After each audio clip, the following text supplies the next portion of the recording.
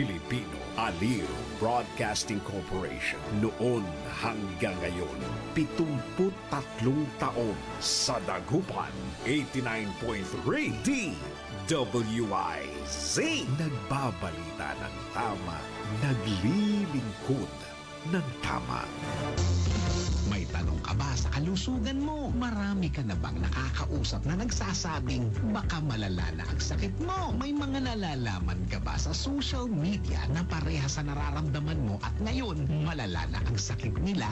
Naku, ang dami nang namamatay sa maling akala. Eksperto dapat ang pinakikinggan mo. Tutukan ang DWIZ Manila at lahat ng DWIZ sa buong Pilipinas kasama ang social media ng DWIZ at manood syempre sa Aliw 23 Free TV. Manood, makinig at i-follow ang DOH Department of Health.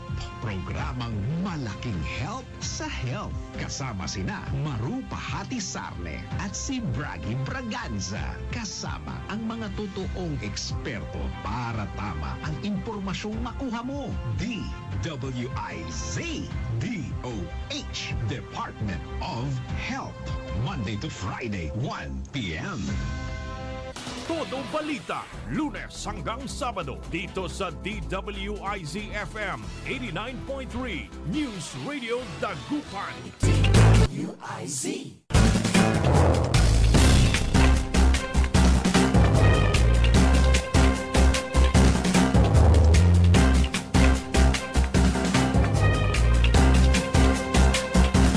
Good morning mga kaibigan. Naimbag na bigat, kanyayo amin na po. Araw ng Sabado, ngayon ay November 1 at oras na ng ating programang Todo Balita at Komentaryo sa DWIZ Dagupan. Muli tayo ay magkakasama-sama hanggang alas 6 ng umaga. Inyong maririnig mga balita, kaganapan sa lalawigan ng Pangasinan, sa ibang bahagi ng bansa at sa ibayong dagat. Ang inyong katoda balita, ako si Liway Manantan Iparagire. Ang aking partner si Kaaron Susan daw at sa technical kasama natin Kaaron Eli Garcia.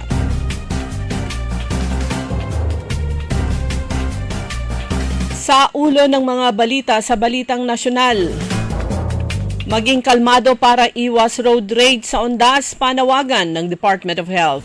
Todo Balita.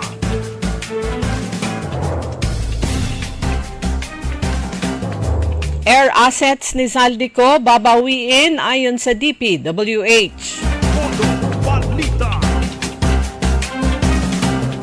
Supermoon meteor showers inaasahan ngayong Nobyembre ayon sa Pag-asa. Todo Balita.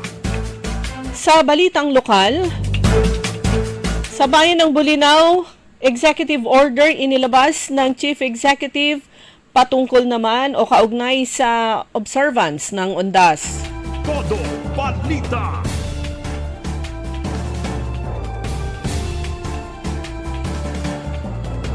Mga kabataang bayambanggenyo kabilang sa nagogi sa Global IT Challenge for YWD. Todo Balita.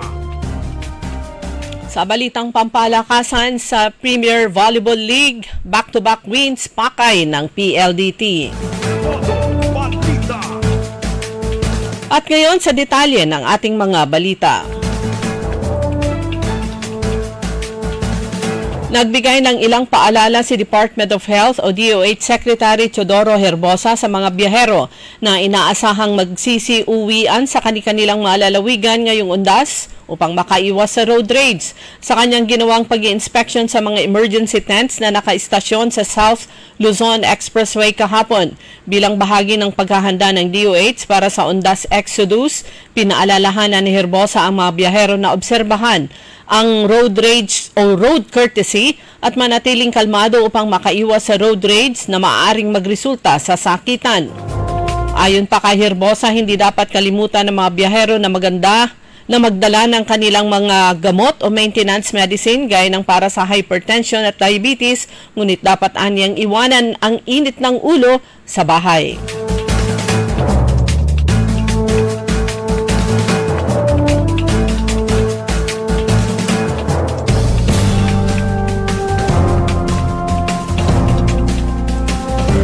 Inatasan ni Pangulong Ferdinand Marcos Jr. ang lahat ng ahensya ng gobyerno na maging handa para sa paggunita ng Araw ng Undas. Sinabi ni Palace Press Officer Undersecretary Attorney Claire Castro na kahit wala sa bansa ang Pangulo ay nagbigay na siya ng instruksyon para sa paggunita ng All Saints Day at All Souls Day. Maging ang presyo ng mga pangunahing bilihin ay binabantayan ng Pangulo para maibsan ang pasanin ng mga consumers mula sa mataas na presyo ng mga pangunahing bilihin. Inatasan na rin anya ni Marcos ang Philippine National Police para siguruhin ang peace and order sa bansa sa gitna ng paggunita ng Araw ng Undas.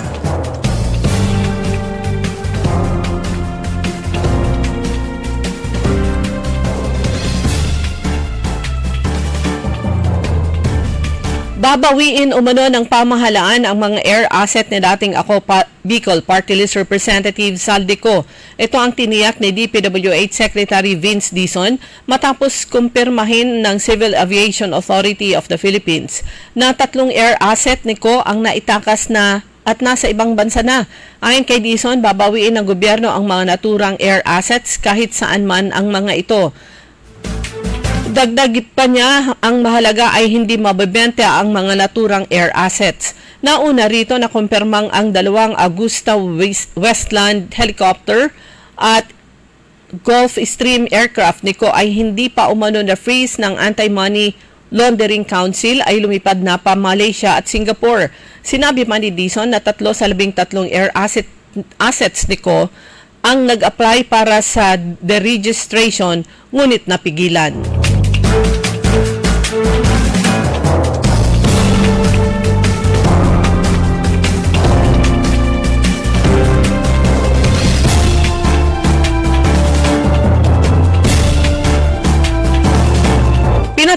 Pinatunayan ng Philippine National Police o PNP na bagamat undas, tuloy pa rin ang kanilang operasyon matapos makumpiska ang nasa higit 16 million pesos na halaga ng iligal na droga at smuggled goods sa iba't ibang bahagi ng bansa sa loob ng 24 na oras. Ayon kay PNP Acting Chief Lieutenant General Jose Melencio Nartatis Jr., mula Oktubre 30 hanggang gabi ng October 31, nasa 150 grams ng shabu na nagkakahalaga ng 1,020,000 ang nakumpiska sa Batad, Iloilo. Hanggang 330 na gramo naman na may halagang 2 million o 2.2 million pesos ang nasabat sa Leganes, Iloilo mula sa 2 high-value individuals. Sa isang bypass operation sa Lucena City, Quezon, nakumpiska ang 875 grams ng shabu na nagkakahalaga ng 5.9 million pesos. Kasabay nito sa anti-smuggling operations, nakumpiska ang premium moist tobacco, nicotine at caffeine pouches na nagkakahalaga ng 1 million pesos sa isang tindahan sa Makati City at mahigit 634,000 na pirasong baby diapers na nagkakahalaga ng 6.3 million pesos sa Bustos, Bulacan mula sa isang foreign national. Binigyan din naman ni PNP spokesperson Police Brigadier General Randolph Tuanyo na ang resulta ng mga operasyon ay patunay ng mahusay na koordinasyon at dedikasyon ng mga pulis sa buong bansa.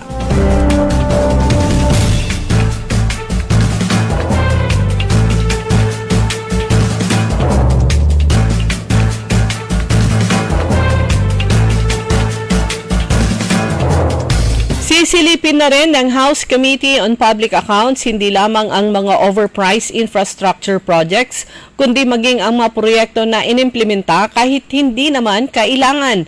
Inihalimbawa ni Bicol Saro Party List Representative Terry Ridon ang binanggit ng DENR na mayroong ilang flood control projects na ginawa subalit hindi naman kailangan. Kabilang anya dito ang mga dike na wala namang mga komunidad at mga flood control projects na nasa gitna ng kawalan.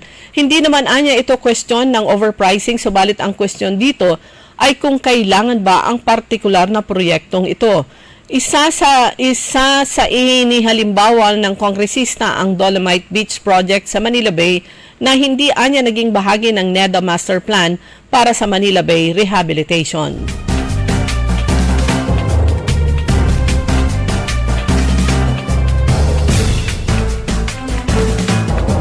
Magkakaroon ng iba't ibang astronomical events kabilang na ang supermoon at meteor showers ngayong buwan ng Nobyembre. Ayon sa pag-asa, ang supermoon ay inaasahan sa November 5. On November 5, 2025, the moon reaches its full phase and it is at the closest point in its orbit to the Earth. It may appear up to 7% larger and 50% brighter than an average full moon ayon sa pag-asa. Ang meteor shower ay magkakaroon ng 15 meteors kada oras sa panahon na madilim na kalangitan.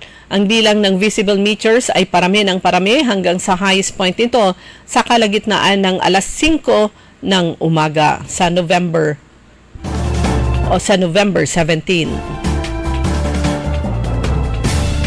Dumako naman tayo sa mga balitang lokal. Muling ipinamalas ng isang kabataang bayambanggenyo ang angking galing sa teknolohiya, partikular sa paggawa ng video o e-content kasama ang ibang representante ng Pilipinas sa ginanap na Global IT Challenge for Youth with Disability 2025 na ginanap sa Ulsan, South Korea. Si Lina Hunyo ng Bayambang National High School ay kabilang sa nagwagi. Kasama niya ang kanyang trainer at coach na si Rafi Karungay at Pidaw Johnson Abalos. Sinagot ng lokal na pamahalaan ang gastos ng turang koponan sa kompetisyon gamit ang Pidaw Fund.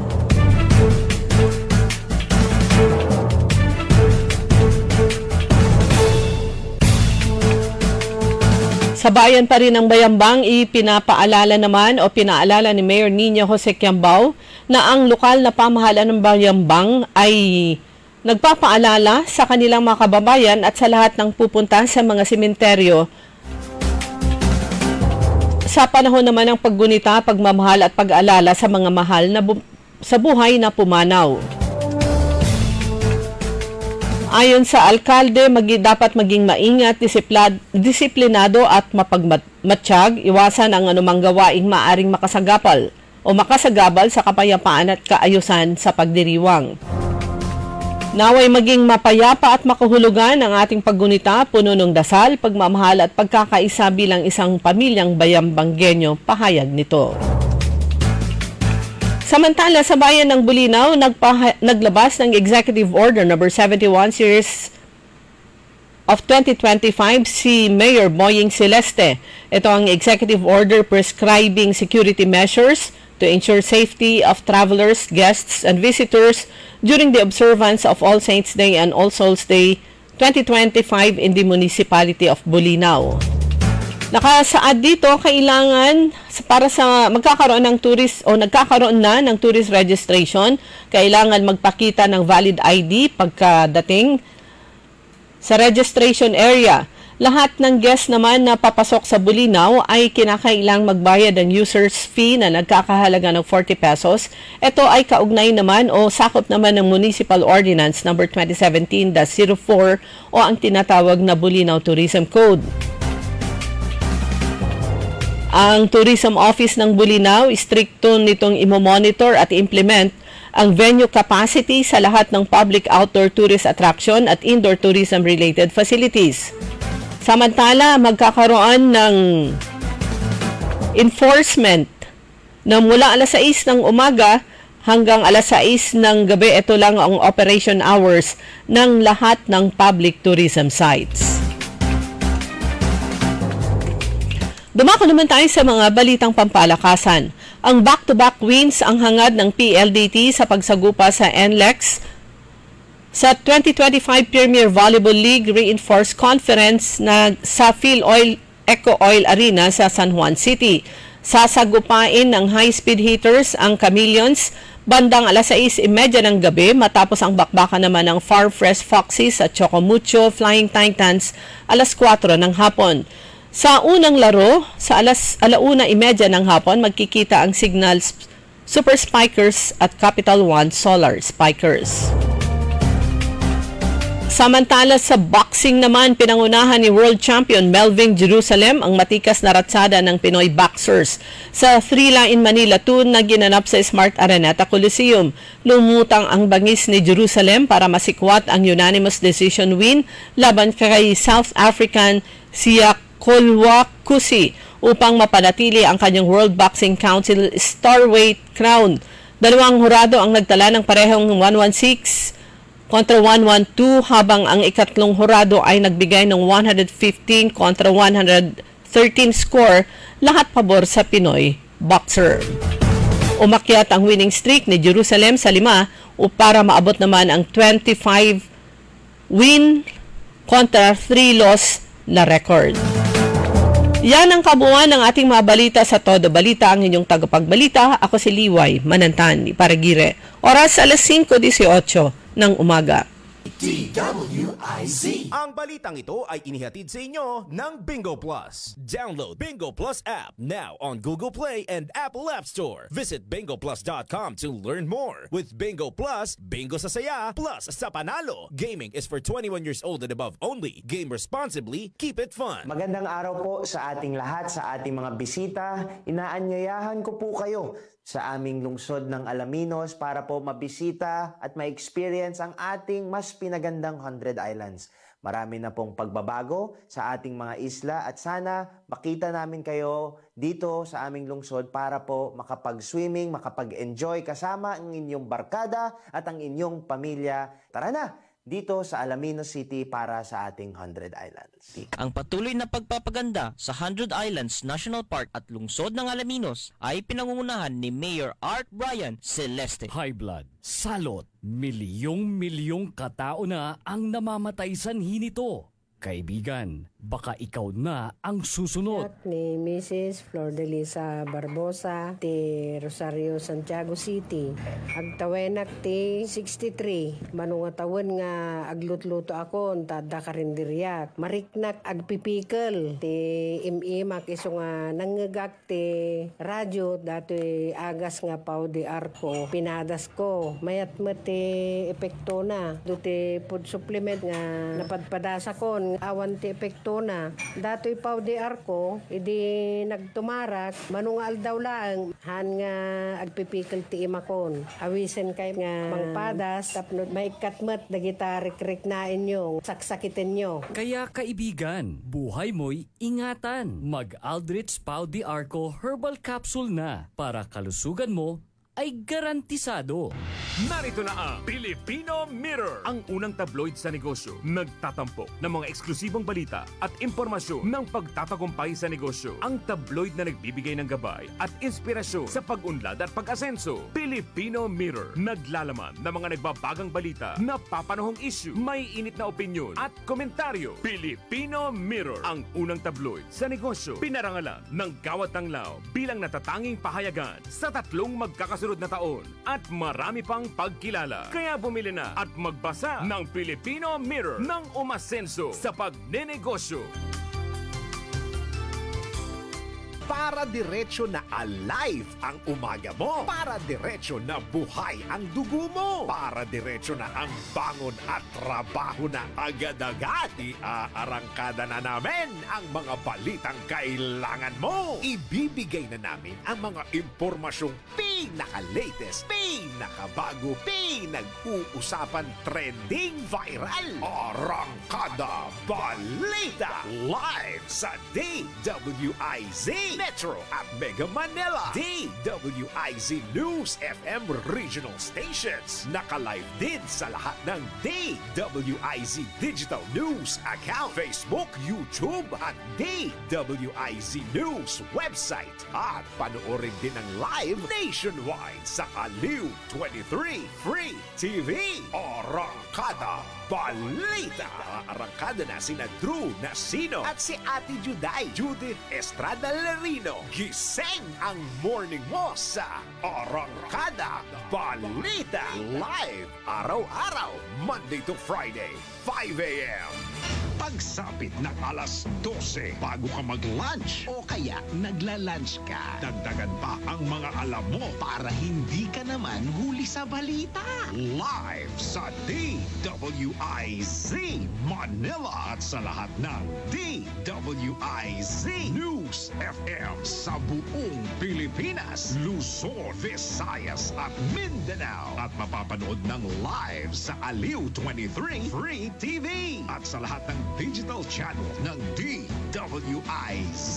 Ang Balitang Bayan. Mga balitang nangyari lang at kasalukuyang nangyayari. Balitang Bayan. Kasama ang opisyal na tagagising ng bayan, si Drew Nasino. Di ka aantukin kapag nalaman mo na ang latest sa Balitang Bayan. Sa patuloy na pagbabalita ng tama at paglilingkod ng tama. Balitang Bayan. Araw-araw, 12 noon. DWIZ. Liway Manantan At Isusan Yadaw. sa Todo Balita.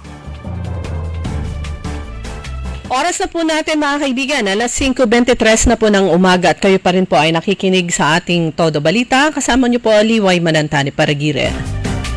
Happy birthday sa lahat ng nagse-celebrate ng kani-kanilang kaarawan ngayong araw, November 1. Kasama na dyan siyempre si Mayor Jolly Risuello ng Bayan ng Basista. Ngayon yung birthday niya, November 1. Ganon din si yung aking pinsan na taga Umingan, Fatima Joy Saladino, Alejandro.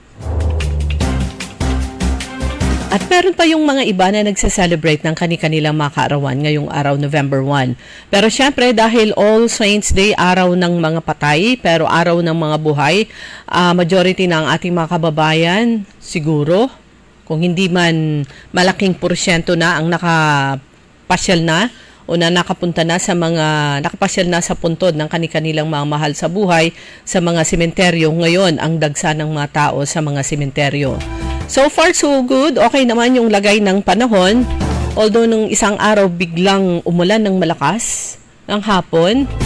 Kanya naman dyan sa may Eternal Gardens, merong ilang bahagi na lalo na yung daanan ng mga sasakyan na tubig na naman kasi ang dami na pong halos paligid po na mga kalsada, mga areas na nakapaligid sa palibot ng Eternal Gardens dito sa lungsod ng Dagupan ay naitaas na.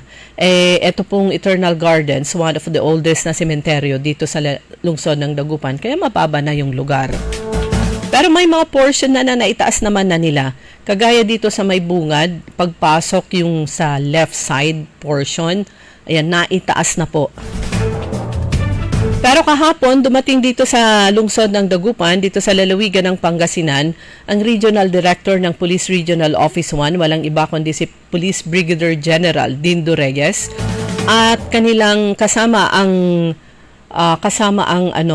dito sa lungsod ng Dagupan, ang Police City Director ng Dagupan City Police Office, si Police Colonel Pagaduan. Sila po ay pumunta sa mga bus terminal dito sa lungsod ng Dagupan at pinakahuling pinuntahan ay sa Eternal Gardens naman. Ito ay upang matiyak, sabi nga po ng ating Regional Director, ito ay upang matiyak ang kahandaan sa paggunita ng All Souls Day at All Saints Day. Ayan, nagsagawa sila ng inspection sa mga bus terminal at sementeryo sa Pangasinan. Pero before yung dito sa lungsod ng Dagupan ay dumaan pa sa bayan ng Manawag ang ating Regional Director.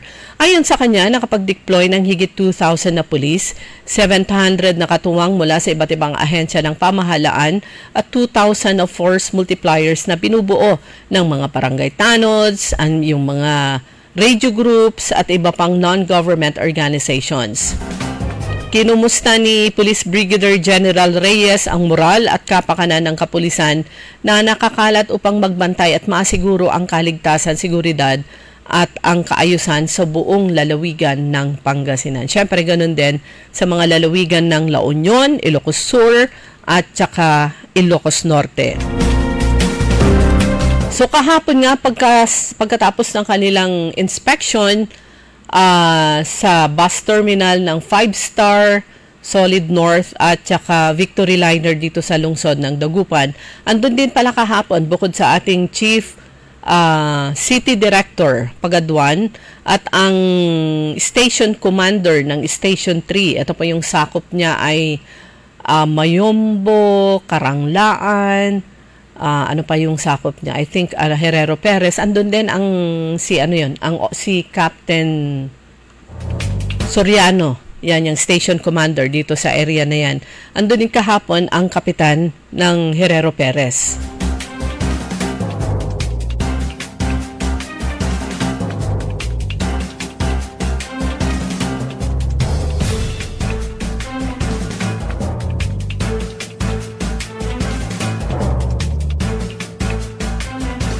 Ayan, first time ko siyang ma-meet kahapon. Na-meet ko si Barangay Captain Generoso Richie Gomez.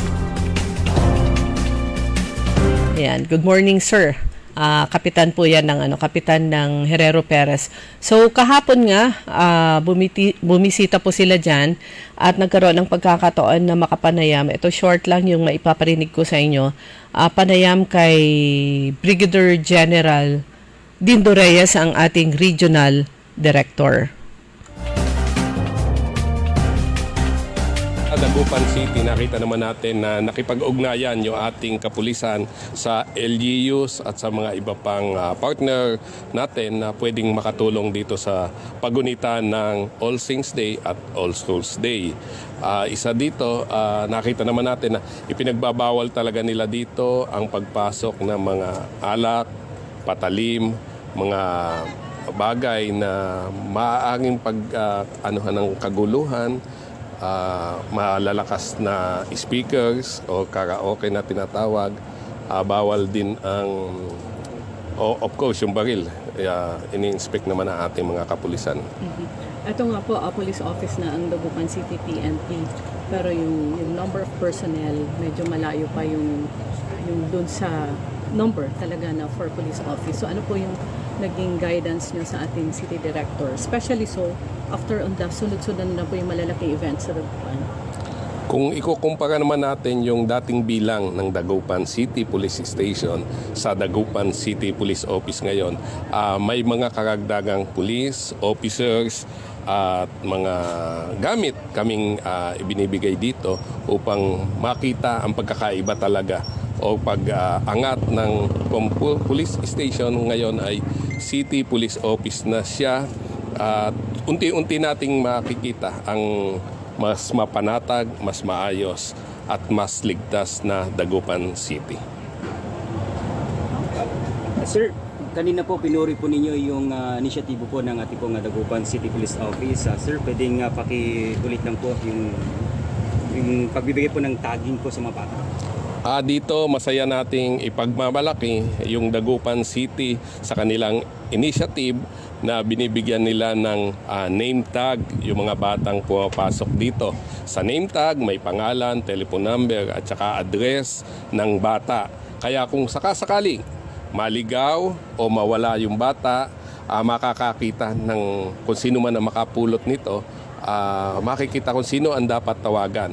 Ganun pa man, yung paring unified hotline natin na 911 ay nandiyan. Dumayan lang sa 911, yung ating kapulisan ay mabilis na magre-responde at tutugon sa mga pangangailangan. RD, may mga convergence po ba? I mean, sa mga Carmageddon, yung mga sakyan natin, may mga nakikita po ba tayo na ma-build up po dito along the Region 1 na nakikita po natin sa mga tourist po natin or mga mag-uuwian? Dito sa ating area sa Dagupan City, unti-unting dumadami yung mga sasakyan kasi mga nag-uuwian from other places. Makita mo nga kanina nung tayo'y nag-inspect, mayroong galing sa Baguio, Metro Manila at sa ibang provinces. Pero dahil na ideklarang holiday ngayong araw na to, bukas siguro hindi na ganun kaldami ang mga taong darating sa mga bawat sementeryo at lugar dito sa Dagupan City.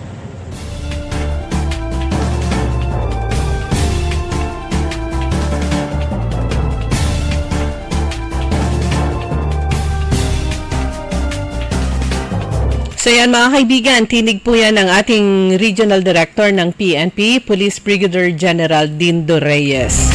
Pero sa pagpunta nyo sa mga sementeryo, palagi pong yung paalala nga noon hanggang ngayon, palagi pong mag-ingat. Ang pag-iingat, hindi lang po yung pagpunta sa mga sementeryo. Alam nyo, you know the drill, kumbaga alam nyo kung ano yung mga bawal, so wag nang dalhin. Pero syempre, yung make sure na secure din ang inyong mga bahay, lalo na kung kayong lahat ay aalis.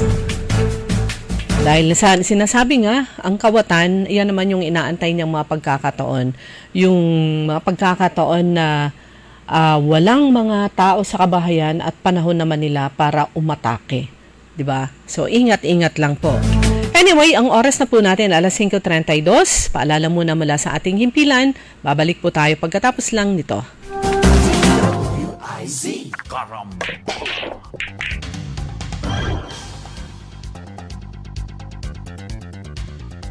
Time. It is now 5:32. That time check was brought to you by ACS Manufacturing Corporation, ISO certified world-class quality. ACS.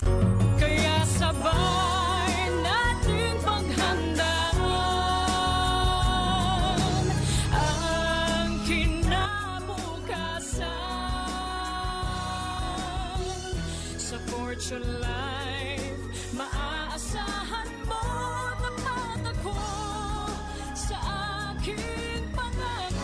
para sa compulsory insurance coverage for agency-hired migrant workers, Fortune Life Insurance, securing your tomorrow today. High blood, salot, milyong-milyong katao na ang namamatay sanhi nito. Kaibigan, baka ikaw na ang susunod. Ako ay si Maria Lunag ng Cordon Isabela, 16 years old. Yung asawa ko may diabetes, cholesterol, may high blood. Narinig ko sa radyo, mabisa daw yung Paul capsule. Bumili ako, pinainom ko sa asawa ko. Gumaling siya at lumakas.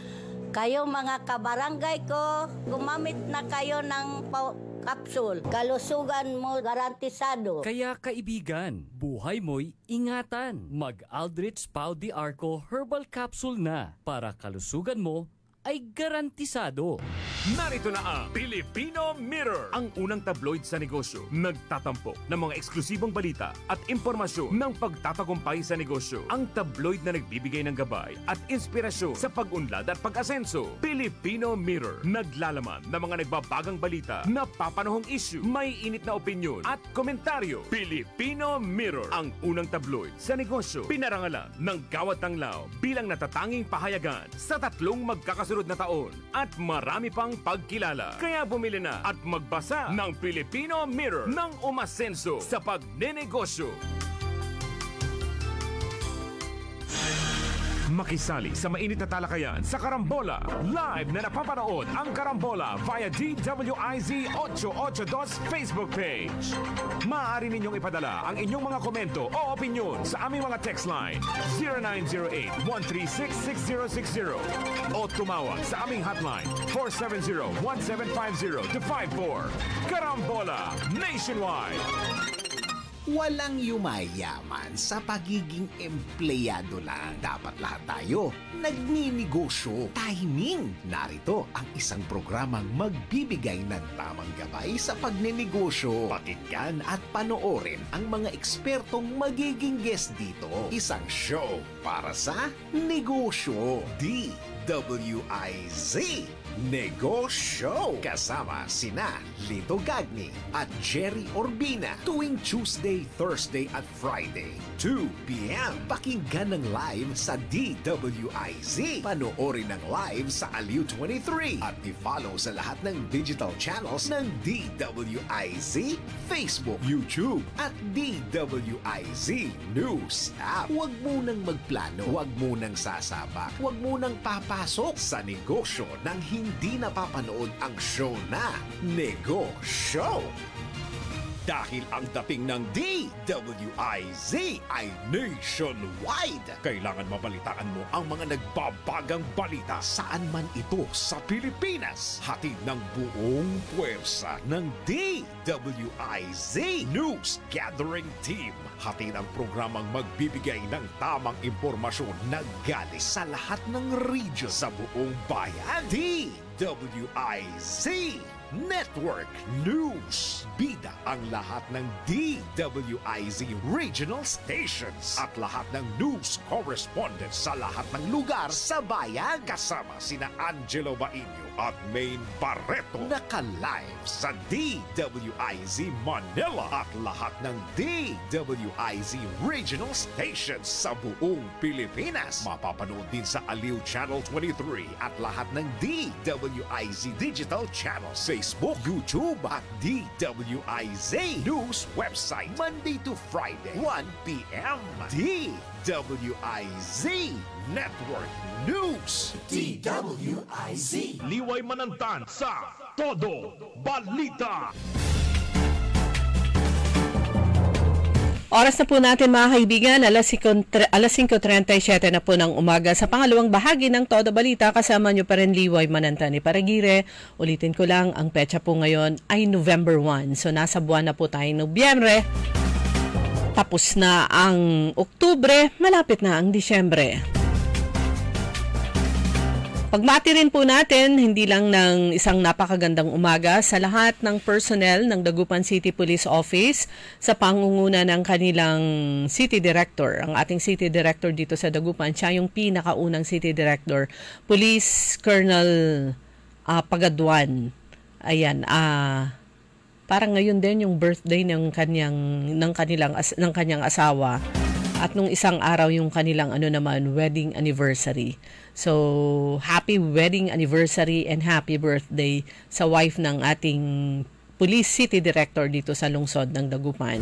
Siyempre yung pagbati rin natin sa lahat ng mga kapulisan na sakop naman ng Pangasinan Police Provincial Office.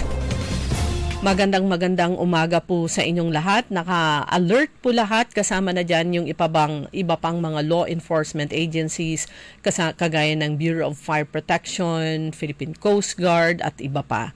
Dahil nga sa dahil sa pagbiyahe at pagdagsa ng ating mga kababayan sa iba't ibang lugar. At pagbati rin natin ng good morning kina Ernesto Mosada Jr., kay Sir Napoleon ko, good morning. Asan ka ngayon? Throwback ba yung post mo na nakasakay ka sa eroplano o recent lang yun at nasa ibang lugar ka? Magandang umaga po sa inyo. Ganon din kay Lynn Coronel, kay Mickey Bailon Garcia, Gracielda Matro, hello, at syempre kay Nanay Dading, good morning. Kay Romeo Marinas, Edwin Tikman, good morning.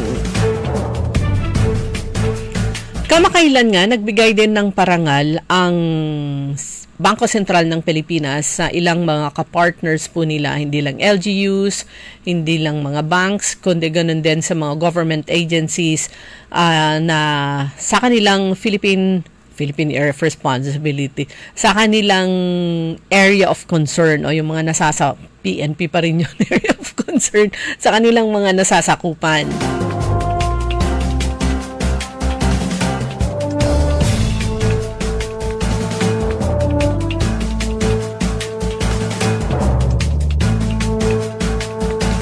At isang nga sa nabigyan ng recognition ay ang DTI Pangasinan na pinangungunahan naman yan ni Ma'am Natalie Dalaten, concurrent Provincial Director ng DTI Pangasinan at saka Assistant Regional Director ng DTI Region 1. So, ito po yung mula naman kay Director Natalie Dalaten, kaugnay sa nasabing recognition plus iba pang usapin, kaugnay naman ng DTI.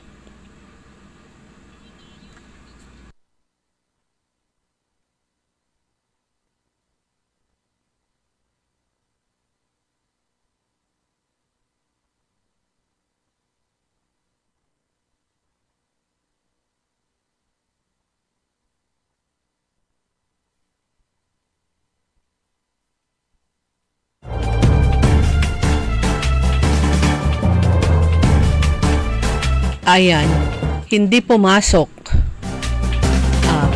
Na lang ulit. Ito.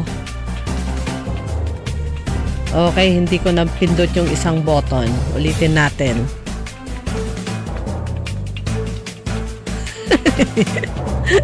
Yan, tinanggal ko kasi yung connection niya. So, ulitin natin. Si Ma'am Natalie Dalaten mula naman sa DTI Pangasinan. Ganitong activity ng Bangko Sentral ng Pilipinas nakakatulong sa ekonomiya natin sa pamamagitan ng pag-encourage natin sa ating mga MSMEs to adopt technology, digitalization. Tulad nung sinabi nila kanina, yung palengke QR kung saan yung mga seller mayroon na silang QR code para yung mga bibili wala nang problema sa short change or wala nang problema sa kulang ang barya, ganun. eksakto yung kanilang payments. We heard this Friday po sa Kalasyaw, dito sa Kalasyaw, meron po parang launching po na gagawin. Yes, sa Palengke QR meron. Ilang LGUs na po meron? Actually, sa Pangasinan, dalawa, si Alaminos City also.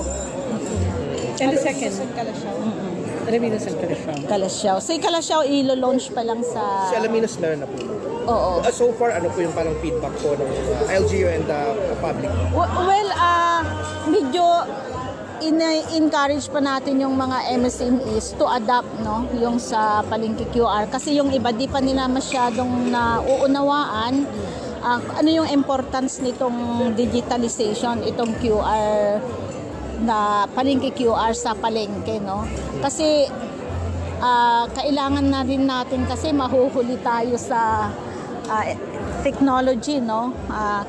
Kasi kaysa humawak ng maduming pera, humawak ng minsan nawawala, 'di ba? Yung nananakawan. At least kung naka-digitalize yung inyong transaction through QR code, wala nang mawawalang pera, hindi na mananakaw, hindi rin ito masu-short change, talagang eksakto lang. Pero marami pong mga young entrepreneurs, ito yung gamit nila. Yes, oo, marami tayong mga kabataan na talagang gumagamit lahat ng digital payments, no? And even ngayon parang mas practical na ang gumamit ng digital payments, no? Kasi hindi ka nagdadala ng cash, so iwas whatever krimen na nasa isip ng iba, hindi naman nanakaw sa iyo. Ano pa po yung nakikita ninyong parang positive impact po ng continuous collaboration ng DTI at saka ng BSP? Siyempre, ang malaking collaboration namin ay nakakatulong ito sa mga MSMEs. Una, yung sa financial literacy, yung pag-distinguish lang ng pera, no? Para ma-avoid natin yung mga fake na pera na iikot sa palengke. Ini-educate natin yung mga vendors, mga MSMEs natin. At the same time, ini-encourage natin sila na to use the digital payments na para sa ganun nga maging mas convenient, no? Sa both seller and the buyer. Ma'am, paano po ba sila, yung mga LGUs, paano ba nila ma-avail itong programa na ito? Yung sa Palengke QR po, actually ang BSP at DTI, we are encouraging our LGUs to participate. Ang kaya lang yung iba kasi may mga resentment yung ibang buyers. Kasi ang akala nila kung parang hindi pera yung nasa wallet nila, di ba? Mas maganda yung cash na hinahawakan. Pero di nila na-realize that when you are holding cash, mas mahirap kasi prone to mawala, prone to manakaw, prone to ma-short change ka, no? So kailangan mo pang mag-ikot-ikot para magpa-change sa kabilang store or sa kabilang vendor. More on public acceptance din. Yes, we are yun yung barang challenge, yung acceptance po talaga. But as you see naman, as days goes by, nakikita natin na marami na rin yung talagang tumatanggap itong digitalization. Ma'am, like related pa sa BSP. Mensahe natin sa mga consumers since Consumer Month din yung digital. Yes, dahil sineselebrate natin ang Consumer Welfare Month sa month ng October with our theme, Bida ang Consumer sa Bagong Pilipinas. So, ini-encourage natin yung mga consumers natin to accept itong digitalization dahil ito na talaga yung trend, hindi na natin ito mababago. At nakikiusap tayo na to take extra mile para pag-aralan ito, no? Kasi yung mga hindi teki medyo syempre mahirap i-accept, no? But kailangan lang natin talaga na i-aralin ng konti. Madali lang naman.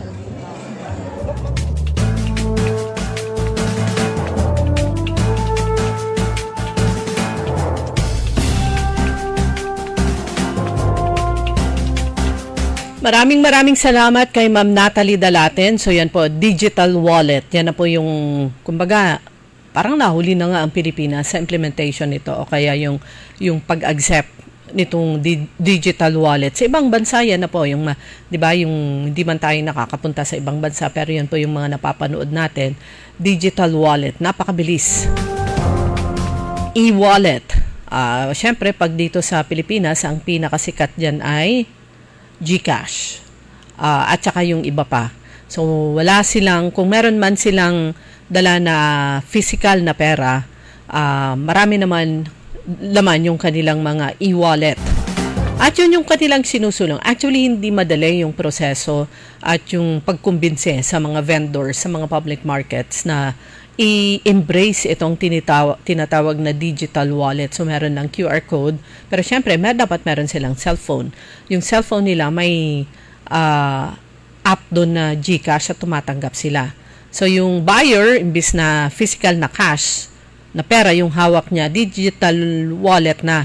So, yung mga kabataan, kung makikita nyo, yung mga, meron silang mga negosyo, pag nakalagay doon sa harapan ng kahera, yung QR code, ibig sabihin, meron silang digital wallet at tumatanggap sila ng mga bayad through itong mga digital wallet na to na less dala na pera para sa mga may digital wallet. Ganon din sa mga tumatanggap ng bayad through digital wallet, kumbaga nakaimbak lang doon sa kanilang e-wallet.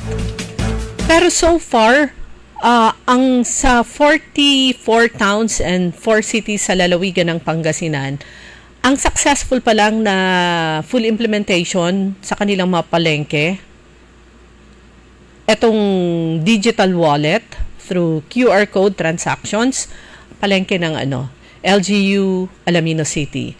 At yung nabanggit nga itong interview na to kay Ma'am Natalie Dalaten was last month, October, ay nilunsad na rin nila ito sa bayan ng Calasiao. Sa pangunguna din syempre yan ni Mayor Patrick Agustin Karamat. Alam nyo, itong si Mayor Karamat talagang mabilis yung mga aksyon niya. At alam naman niya, even before siguro na pag-aralan niya na to, dahil nung mayor ang kanyang ina, the late Mayor Mamilin Karamat, siya yung municipal administrator. So nakita na niya kung ano yung mga dapat na ayusin, ang mga dapat na pagpatuloy at dapat na may improve. Ang importante kasi dyan, i-embrace ito ng mga vendors kasi sila yung tatanggap ng bayad through digital wallet. Pero yun nga, yung mga negosyante, lalo na yung mga kabataan, yan na yung transaction nila through e-wallet. Yung iba, kagaya ko, hindi ko alam i-operate o i-manipulate yung e-wallet dahil wala akong GCash. Lalo akong di-discourage na maglagay ng app sa aking cellphone sa mga nangyayaring problema actually sa GCash. Pero yung iba naman, kahit pa paano, dagdag income nila yan. Yung GCash, yung magbabayad ka through GCash. Meron yung mga, pati yung mga term, hindi ko matandaan. Nagpapa-cash in, cash out. Siyempre, kada transaction, may bayad ka. Yung iba, medyo, depende sa amount na ipapadala mo o kaya yung i-receive mo. Merong, may bayad po yun. Service fee on their part. So, yun, doon naman sila kumikita. Pero tayo na walang e-wallet, yung padadalhan natin ng bayad through digital, syempre pupunta ka doon sa may mga stores o may mga individual o may mga entities o business establishments na pwede ka, meron silang mga ganong serbisyo naman. Meron na lamang po tayo 9 na minuto bago mag-alas 6 ng umaga. Balikan lang po natin yung bahagi po ng report natin kanina patungkol naman sa Executive Order 71 Series of 2025 doon po sa bayan ng Bulinaw. Alam niyo po, siguro nag-umpisa kahapon, noong mga nakaraang araw, dagsana ang mga tao dyan, lalo na sa Western Pangasinan, sa 100 Islands, sa mga beaches dyan sa Bulinaw, sa medyo malayo, pero dyan sa Bani, pinupuntahan din po yan sa bayan ng Anda. Pero itong ang executive order na inilabas po ni Mayor Boying Celeste ng Bulinaw an executive order prescribing security measures to ensure safety of travelers, guests, and visitors during the observance of All Saints' Day and All Souls' Day 2025 in the municipality of Bolinao. So, yung Section 1, Tourist Registration, lahat ng para alam nyo nung panahon ng COVID-19 na pwede nang pumasok o pwede nang mag-travel pero kailangan may mga checkpoint. So, that time na talagang strictly ini-implement ng bayan ng Bolinao ito. At siguro, yun inadapt nila dahil nakita nila kung yung kagandahan nito. So, sa mga turista, mag-present ang valid ID pagkarating upon arrival, upon registration. Lahat ng mga bisita, ito yung mga guests, papasok sa Bolinao, sila ay required na magbayad ng user's fee amounting to 40 pesos. Ito ay nakasaad sa kanilang Municipal Ordinance number 2017-04, ang Bolinao Tourism Code.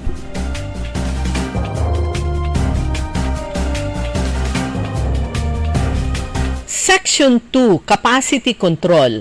Alam nyo, maganda po na i-follow nyo yung Facebook page Bolinao Tourism and Information Office para na monitor nyo kung maluwag pa ba sa kanilang mga beach areas o puno na. Nilalagay po nila doon kung 75%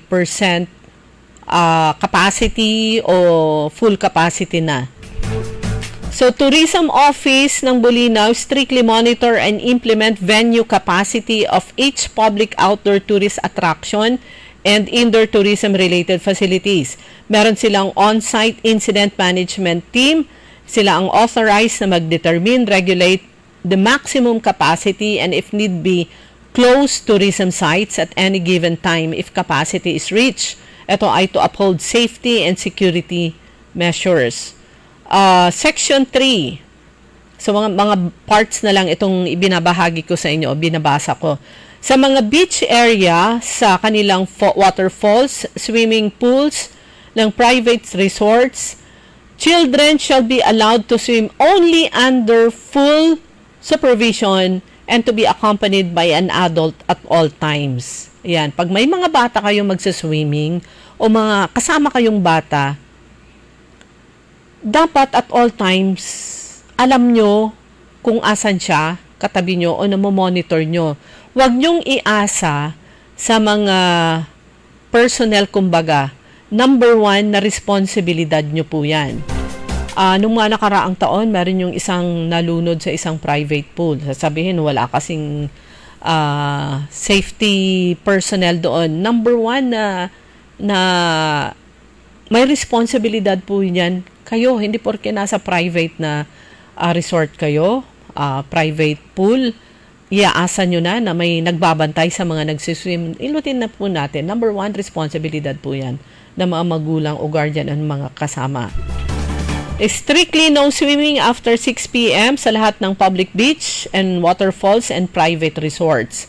This policy is applicable even to guests of private resorts located within the area. Alam niyo, very strict na ini-implement po yan ng Bolinao, which is very good. Na dapat sumunod ang mga resorts and mga hotels. Merong otherwise. Ayan, may penalty. Strictly no swimming beyond the breakwater. Wearing of life vest is a must, especially for those who are swimming at Patar Beach and Bolinao Falls. Alam niyo yung sa Patar Beach, yan po yung swimming area talaga. Open sea po yan at saka medyo maalon. Tapos, yung paglusong yung ganyan, maya-maya malalim na. So, kailangan talaga maging maingat po doon. Number 5, sabi po dito, lahat ng hotels and resorts, lalo na yung mga meron silang swimming pools, including owners of open cottages, ito yung sa mga beach areas, must have and place enough trained lifeguards and safety personnel para naman sa well-being ng kanilang mga bisita. Bawal din ang pag-i-smoke, paninigarilyo at pag-vape sa mga public tourist attractions. Siyempre, bawal yung mga maliligo na nakainom. Overnight stay at pagtitent sa Patar Beach, bawal din. Sa may Pulinaw Falls. Kasi alam nyo yung mga overnight na ganyan, dyan mo mapasok yung delikado. Lalo na yung biglang, pupunta siya maliligo. Delikado. Dahil maalon, o kaya yung vision mo, kumbaga, dahil hindi naman ganun kaliwanag.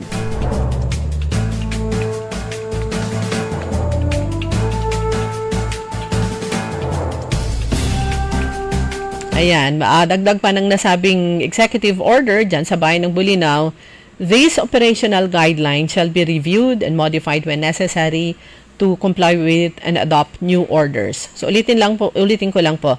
Ako po, ini-encourage ko po kayo na i-follow itong Facebook page ng Bulinaw Tourism and Information Office para makita nyo yung mga updates, dahil lalo na pag ganitong panahon, every now and then nagpo-post sila ng update as to ilang percent na ng capacity ang occupied. Ganun din ang 100 Islands through the Alaminos City Tourism Office. I-follow niyo rin po yon, dahil every now and then naglalabas po sila ng mga advisories kung puno na ba, 50% capacity po ang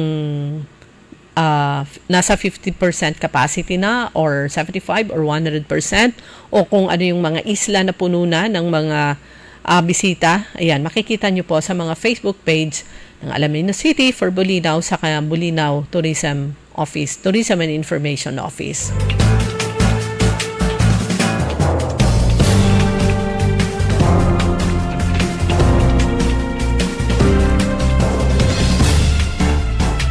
Okay, pagbati. Good morning kay Madam Roske. Good morning kay Mama Ta and Tropa. Magandang umaga po sa inyong lahat. Na imbag na bigat kanyayo amin na po kastamat kini DCV and Venice Chua.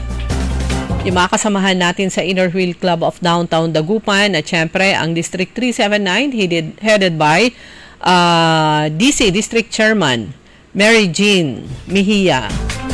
At yung mga kasamahan ko rin syempre sa Girl Scout of the Philippines, Dagupan Council. Magandang umaga po sa inyo. Sa lahat ng mga naka-duty na mga government employees, mga force multipliers, ito po yung mga volunteers, magandang umaga at maraming salamat po sa inyong serbisyo. Patuloy po yung pag-encourage po natin sa inyo na mag-ingat po palagi, lalo na kung kayo ay magdadrive. Make sure not only na in good condition ang inyong sasakyan, kundi ganun din yung mga magdadrive dapat in good condition. Good morning kay Edwin Tikman, David Tambidao Delim, at Chicora Aquino at Kuya Marjan sa Barangay Tabang. At sa iba pa na suki po ng Todo Balita at syempre ng DWIC. May nakita akong post kanina. Ako po ay nalulungkot pero ayoko munang, although yung nakita ko post ng kanyang anak, mukhang pumanaw yung tatay niya, yung kaibigan ko. Sa Lunes ko na lang ibabahagi, pero kaibigan ko to. Siya po ay provincial director ng isang government agency. Just so sad na yun nga. Pero ulitin ko, sa lahat ng bibiyahe at magdadrive, ingat-ingat lang po. Iwasan ang road rage. Mas maigi po na kayo po ay makarating sa inyong mga patutunguhan na okay po kayong lahat. Ganun din kung pauwi na kayo sa inyong mga pinanggalingan na okay din po kayo lahat. Iwasan po yung tinatawag na road rage dahil andyan talaga yung sobrang traffic, lalo na bukas. At yung mga uuwi sa Metro Manila, andyan talaga yung sobrang traffic. Ini-imagine na po natin yung traffic papunta sa Western Pangasinan.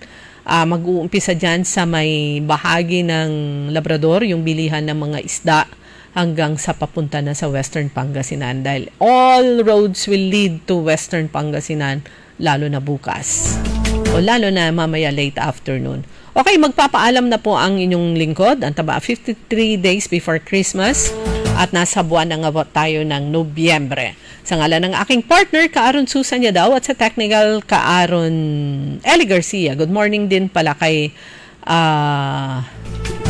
Kuya Benjitan, good morning. At syempre yung aking mga kababayan dyan sa may Kabarangay sa Mayombo. Good morning. Nabanggit ko na ba si Madam Rose Ke? Good morning. Sa ngalan ng aking partner, Karun Susan niya daw, nakasama niyo po, Liway Manantani Paragire. Happy weekend and ulit, mag-ingat po. Sumainyo ang Todo Balita, Lunes hanggang Sabado, dito sa DWIZ FM 89.3 News Radio Dagupan.